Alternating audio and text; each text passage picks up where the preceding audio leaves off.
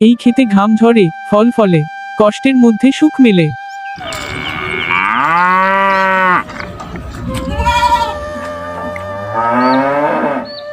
রঘু আজ বেশি কবি হয়ে গেছে।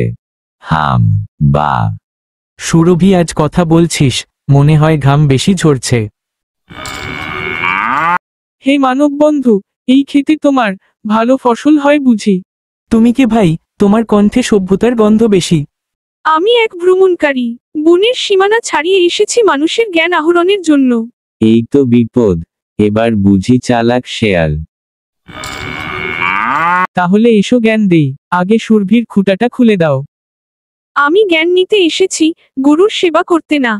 তাহলে ভুল জায়গায় এসেছো ভাই।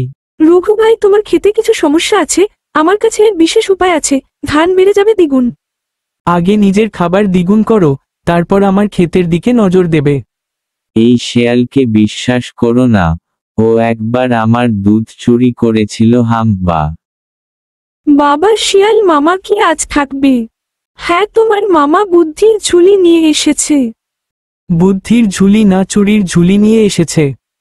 শুনছি শেয়ালের হাতে তুই তোর ক্ষেত দিচ্ছিস, এই কেমন কথা? এই শিয়ালকে দিয়ে শস্য নয়, সত্যি উগরাতে চাই।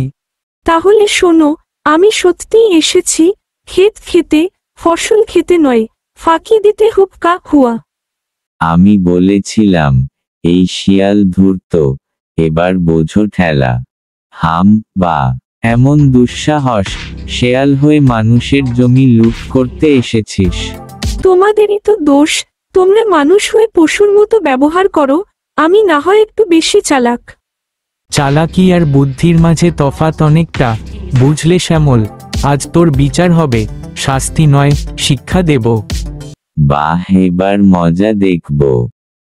তুই যদি সত্যিই জ্ঞান ছাস, তাহলে ভাগ বসানো নয়, ভাগ তোলা শেখ।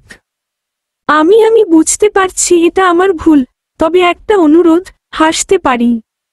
খেতে হাসি সব থেকে বড় সার। চাষির ঘামে হাসে জমি, ধূর্ততা নয়, বুদ্ধির দামই বেশি, হবেই তোমার জয়।